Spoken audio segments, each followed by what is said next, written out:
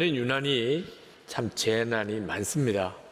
올해는 벌써 여러 번 교회 재난기금도 쓰고 또 수해 헌금도 특별히 했었습니다. 말할 수 없이 어려움을 당한 이들을 우리가 힘을 다하여 도와야 하겠습니다. 그러나 우리가 가난으로 인하여 또는 질병으로 인하여 또는 어떤 여러 가지 어려운 재난으로 실패로 어려움을 겪는 것보다 훨씬 더 심각하고 또 두려운 문제가 있다는 것을 알아야 합니다. 그것은 우리 영적인 궁핍입니다. 배가 고프면 본인이 느끼잖아요. 그러니까 어떻게 해서든지 먹으려고 하죠. 몸이 아프면 본인이 어떻게 해서든지 그걸 치료하려고 합니다. 그런데 영적인 궁핍은 본인이 몰라요. 예수님을 믿는 성도들 안에 이처럼 영적 궁핍이 온 이들이 있습니다. 저는 그런 교인들과 교회가 정말 무섭더라고요. 은밀히 죄를 짓고도 그러면서도 예배할 수 있어요. 실제로는 거짓으로 살고 그리고 탐욕으로 살고 하나님 말씀대로 살지 못하면서도 교회 봉사는 또 열심히 할 수 있어요. 자기 자신은 교회도 다니고 교회에서 직분도 맡고 봉사도 하니까 당연히 좋은 그리스도인일 거라고 생각하는 겁니다. 주변 사람들도 대략 그렇게 보죠. 그런데 실제로는 전혀 주님과의 관계가 다 끊어져 있어요. 은밀한 죄 속에 살지요. 그리고 전혀 기쁨도 감사도 없지요. 전혀 삶의 변화가 없는 거예요. 여러분, 우리는 무엇보다도 더 영적 궁핍 상태에서 벗어나야 합니다. 예수님께서 제자들에게 나를 따르라 그렇게 부르셨어요. 그러니까 우리가 예수님을 믿는 것은 예수님을 따르는 겁니다. 그런데 예수 믿는 것, 또 사명 감당하는 것은 근본적으로 굉장히 간단하고 쉬운 거예요. 그냥 예수님만 따라가면 되는 겁니다. 예수님이 하시는 일을 내가 하는 거고 주님이 가시는 곳에 내가 가는 거예요. 그런데 예수님께서 어느 날 제자들에게 내 안에 거하라 그렇게 말씀하셨어요. 내 안에 머물러 있으라. 제자들로서는 굉장히 당황스러운 일이죠. 어떻게 예수님 안에 머물 수 있겠냐 말입니다. 예수님이 이렇게 말씀하신 것은 이제 예수님이 승천하시고 난 다음에 예수님과 제자들 간의 관계에 대하여 가르치신 거예요. 예수님이 승천하시고 나면 예수님이 보이지 않잖아요. 예수님이 계실 때는 예수님을 따라가면 됐어요. 그게 제자였어요. 예수님이 승천하시고 난 다음에는 어떻게 예수님을 따라가요? 그러니까 어떤 일이 벌어지게 되냐면 자기들 스스로의 생각과 노력으로 예수님의 말씀을 지키려고 하고 주님이 주신 사명을 감당하려고 하겠지요. 그러면 어떤 결과가 오지요?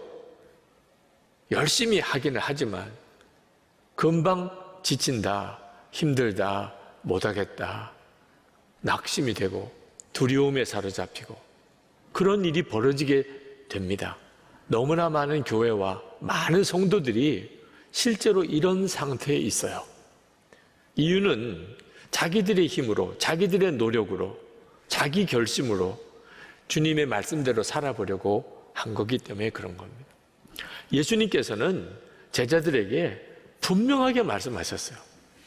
15장 5절에 나는 포도나무요 너희는 가지라. 그가 내 안에 내가 그 안에 거하면 사람이 열매를 많이 맺나니 나를 떠나서는 너희가 아무것도 할 수 없습니다. 이 말은 이제 예수님이 승천하시게 되더라도 제자들만 남겨둔 게 아니라는 겁니다. 예수님은 오히려 성령으로 제자들과 더 온전히 연합하여 포도나무와 가지처럼 예수님은 제자들 안에, 제자들은 예수님 안에 거하는 그런 관계가 될 것이라는, 이제부터 무슨 삶을 살든지 무슨 일을 하든지 다 예수님께서 제자들을 통하여 그 일을 하실 거라는 거예요. 여러분, 지금 그대로 우리에게 주시는 말씀입니다. 우리는 예수님이 눈에 보이거나 말씀이 들리지 않지만 예수님은 우리와 함께 계셔서 포도나무와 가지처럼 우리는 예수님 안에, 예수님은 우리 안에 거하시는 관계로 그렇게 우리가 사는 거예요. 이것이 바로 영적인 충만함입니다. 이 사실이 믿어지는 것, 그게 예수 믿는 거예요. 그러면 우리 속에 감출 수 없는 기쁨이 일어나고 사랑만 하며 살게 됩니다. 이 사람이 영적인 충만한 사람이에요. 그런데 안타깝게도 예수님이 포도나무고 우리는 가지라는 말씀이 듣기는 좋은데 전혀 실감이 안 되는 분들이 많다는 거예요. 예수님 안에 거하라. 예수님이 내 안에 거하신다. 이게 도무지 현실이 아닌 그리스도인들이 많다는 겁니다. 결과가 뭐죠? 예수님의 열매가 전혀 맺어지지 않는 삶을 사는 거예요. 삶의 변화가 없습니다. 기쁨도 없고 또 사랑도 안 되고 그리고 두려움과 염려만 많고 스스로가 메말라 있다고 느껴지는 거죠. 요한복음 15장 4절에 가지가 포도나무에 붙어 있지 아니하면 스스로 열매를 맺을 수 없는 것과 같이 너희도 내 안에 머물러 있지 아니하면 열매를 맺을 수 없다. 왜 예수를 믿고도 삶의 변화가 없으며 왜 기쁨과 감사와 사랑만 하며 살지 못하는가? 예수님과의 관계에 문제가 있는 거예요. 예수 믿어도 어쩔 수 없는 게 아닙니다. 예수님과의 관계가 깨어져 있는 거예요. 우리가 정말 예수님 안에 거하고 예수님이 우리 안에 거하시면 그러면 우리에게서 반드시 변화가 나타나는데 그 변화의 가장 중요한 특징이 사랑입니다. 17절 말씀에 내가 너에게 명한 것은 이것이다. 너희는 서로 사랑하여라. 요한복음 15장 5절에 너희가 열매를 많이 맺을 것이라고 하신 이 열매가 무언가 하면 사랑인 것입니다. 저는 오늘도 여러분에게 결국은 결론이 사랑으로 가게 되는 말씀을 전하게 되는데 그런 마음에 걸림이 있더라고요. 또 사랑에 대한 설교를 한다고 하겠네. 교인들이 또 사랑에 대한 설교를 또 하네. 이렇게 느끼실 것 같아요. 그동안 여러 번 했거든요. 근데 그 순간에 제 안에 계시는 성령께서 저에게 책망을 하시는 거예요. 제가 사랑에 대한 설교를 너무 적게 한다는 겁니다. 그러면서 물으세요. 너가 사랑에 대한 설교를 많이 했다고 하는데 정말 선한목자교회 교인들은 그러면 사랑하며 살게 되었냐? 또 사랑하지 않으면 어떻게 되는지 정말 교인들이 분명하게 인식하고 있느냐?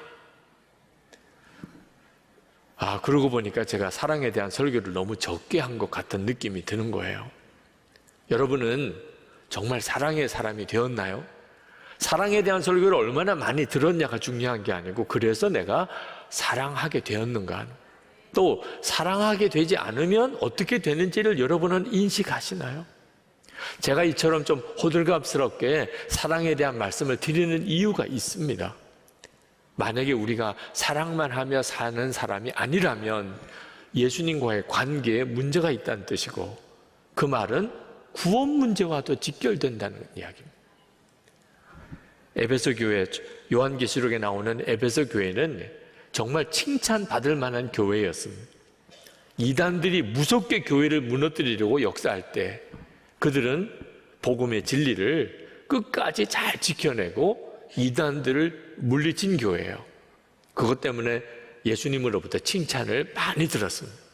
그렇지만 또 무서운 책망도 들었습니다. 요한계시록 2장 5절에 내가 내게 가서 내 촛대를 그 자리에서 옮기리라.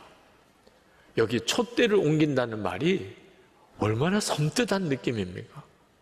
그렇게 이단과 싸우느라고 정말 충성하고 또 잘 싸워서 교회를 복음을 지켜냈는데 촛대를 옮기는 이런 무서운 징계를 왜 받게 되는 거죠? 처음 사랑을 잃어버렸다는 거예요. 처음 사랑을 잃어버렸다. 그러면 모든 것이 끝난 거예요. 그러니까 여러분이 아무리 예수를 열심히 믿어도 만약에 여러분에게서 사랑이 없다면, 사랑만 하는 사람이 아니라면 예수 믿은 게 다 허사가 될 수도 있는 문제라는 겁니다. 사랑하지 못하면 구원받지 못하는 건가? 아닙니다. 믿음으로 구원받아요. 만약에 여러분의 사랑이 안 된다면 예수님과 관계를 점검하라는 겁니다. 예수님과의 관계가 끊어져 있는 상태예요. 겉으로는 믿는다고 하지만 실제로는 십자가의 복음이 여러분 안에 분명하지 않은 상태에 빠져 있는 겁니다. 오늘 이 시간이 여러분 다시 한번 여러분이 정말 사랑만 하며 사는 사람이 되었는지를 점검하는 시간이 되어야 합니다. 우리가 예수님 안에 머물면 우리 노력으로 안 되는 사랑이 돼요. 아무리 노력해도 용서할 수 없고 아무리 사랑하려고 해도 사랑이 안 됩니다. 당연한 이야기예요. 우리 힘으로는 못하는 일이에요. 그러나 그런 우리가 용서하고 사랑할 수 있는 길이 있어요. 예수님 안에 머무는 거예요.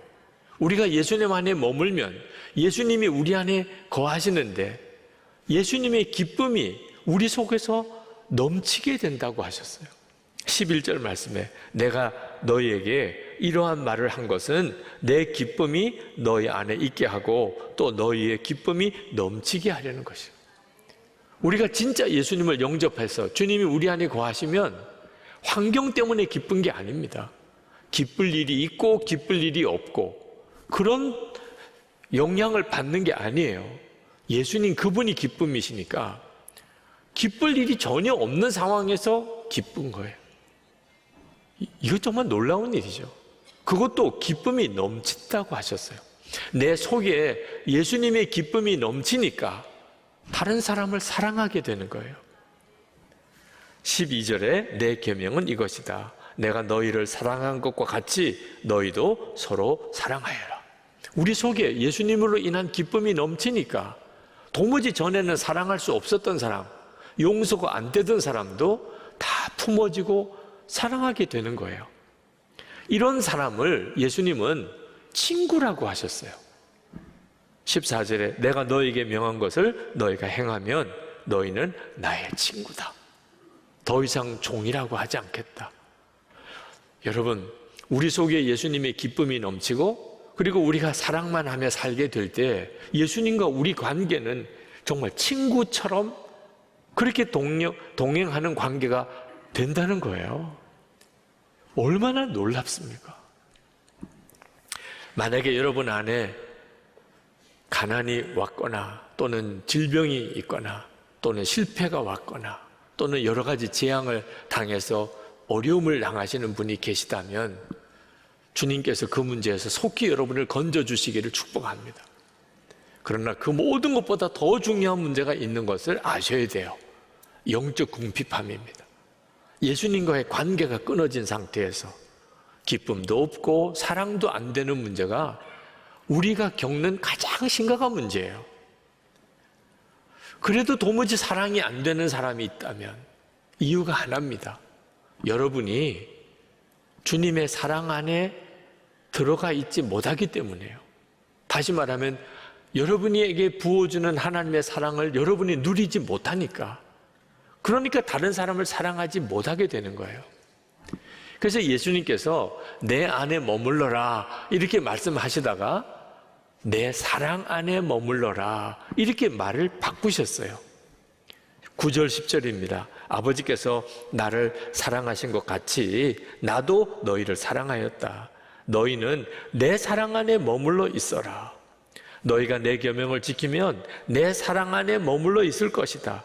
그것은 마치 내가 내 아버지의 계명을 지켜서 그 사랑 안에 머물러 있는 것과 같다. 그러니까 용서하려고 사랑하려고 애를 쓰기보다 주님의 사랑 안에 머물러 있는 것이 답이에요. 그러면 주님의 사랑이 내 속에서 흘러가는 거예요. 우리는 예수님과 하나가 되고 주님과 함께 죽고 예수님으로 사는 자가 되었습니다. 하나님의 말할 수 없는 사랑이 우리 가운데 부어져요. 여러분이 이 사랑을 정말 누려야 합니다. 이게 우리에게 지금 필요한 거예요. 예수님 안에 거하는 것은 예수님은 포도나무고 나는 가지라는 사실을 정말 믿는 겁니다. 중국에 선교하셨던 허드슨 테일러 선교사님은 열심히 사역을 하시다가 그만 쓰러진 적이 있어요. 중국 선교가 그만큼 어려웠다는 거죠. 그러나 그 허드슨 테일러 선교사님이 진짜 마음에 낙심이 된 것은 자기는 왜 그렇게 화를 절제를 못하냐. 중국에 가서 그 중국 사역자들과 중국 성도들과 함께 복음을 전하는데 왜 그렇게 자꾸 화가 나는지 중국에 있는 사역자들에게 마음에 안 들어요. 하는 일이. 그들이 살아가는 모습이 도무지 마음에 들지 않아요. 그래서 자꾸 말을 하게 되고 화를 내게 되고 그래도 고쳐지지 않으니까 선교사님으로 갔는데 본인이 자기 자신의 혈기와 정죄와 판단하는 마음을 누를 수가 없는 거예요. 자, 예수 믿으면 행복하다고 전도하는 건데 나는 지금 선교사로 와 있어요. 자기가 행복하지 않아요. 나처럼 예수 믿으라고 말할 수 있을까? 예수 믿으면 나같이 된다면 그럼 복음 전해요 말아요? 그냥 쓰러진 거예요. 도대체 어떻게 해야 될지 모르겠어. 그때 허드슨 테일러 선교사님을 그 절망과 낙심에서 일으켜낸 말씀이 바로 오늘 요한복음 15장 5절 말씀이에요. 나는 포도나무여 너희는 가지라. 저가 내 안에 내가 저 안에 거하면 저가 열매를 많이 맺을 것이다. 내가 열심히 성질도 부리지 않고 화도 내지 않고 그리고 주님을 위해서 충성하고 선교 열심히 하고 하는 게 아니구나. 이미 주님은 포도나무고 나는 가지가 되었구나. 예수님께서 나를 통하여 친히 역사하시는구나. 이걸 믿느냐 안 믿느냐 문제뿐이에요. 허드슨 테일러 선교사님이 그날 이 말씀을 믿기로 결단합니다. 주님과 저는 온전히 하나입니다. 이미 주님이 다 이루어 놓으신 겁니다. 저는 그냥 믿겠습니다. 그리고 이분이 일어나신 거예요. 그리고 그 다음부터는 어떤 일로도 염려하지 않기로 했습니다. 이미 나는 주님 안에 있고 주님은 내 안에 거하시니까. 그리스도와 함께 나는 죽었고 장사되었으며 또한 부활하였다. 언제나 허드슨 테일러 선교사님의 고백이에요. 무슨 문제가 있든 어떤 시험이 오든 나는 예수님과 함께 이미 죽었고 예수님과 함께 살아났고 그리고 예수님과 함께 하나님 보좌 우편에 앉아있다는, 이게 중국 대륙의 복음의 씨앗이 된 허드슨 테일러 선교사의 간증이에요. 우리도 마찬가지예요. 허드슨 테일러 선교사님에게만 복음입니까? 우리에게도 마찬가지예요. 저는 목사의 아들로 자라면서 늘 교회 안에서 수도 없이 그동안에 하나님의 사랑이다, 하나님이 나를 사랑하신다 말씀을 들었지만 하나님이 정말 저를 사랑하신다는 확신이 없었어요. 그러니까 계속 열등감이 시달려 살았어요. 나는 왜 이 모양일까? 나는 왜 이렇게 안 될까? 나는 왜 저 사람처럼 아닐까? 그렇게 살았어요. 하나님이 저를 사랑하신다는 말을 모르는 건 아니에요. 그러나 저에게는 실제가 아니었어요. 그게 저에게는 영적인 궁핍인 거예요. 지금도 예수를 믿지만 실제로는 영적으로 궁핍한 사람이 많아요. 기쁨도 없고 사랑도 안 되고 삶의 변화도 없고. 그런데 24시간 주님을 바라보기 시작하면서부터 비로소 제 안에 변화가 일어났어요. 예수님이 내 안에 계신 게 너무 분명해지니까 하나님이 나를 사랑하시는 것이 맞네, 믿어지는 거예요. 아니, 나를 사랑하시니까 내 안에 거하시잖아요. 이보다 더 큰 증거가 어디 있어요? 저는 못하는 게 많아요.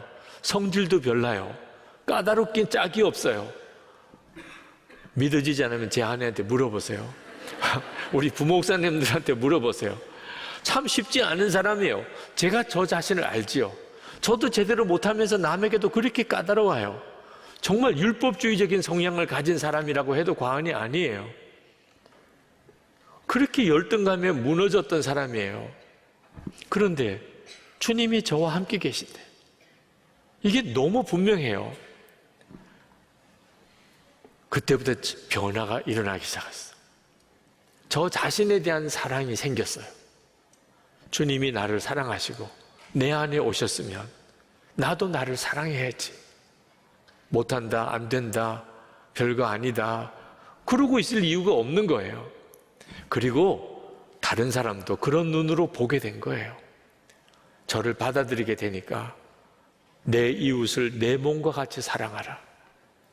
비로소 부족한 사람, 문제가 많은 사람, 별난 사람, 까다로운 사람, 그분도 주님이 사랑하신다는 게 믿어지는 거예요. 예수님 안에 거하는 게 너무 어렵습니다.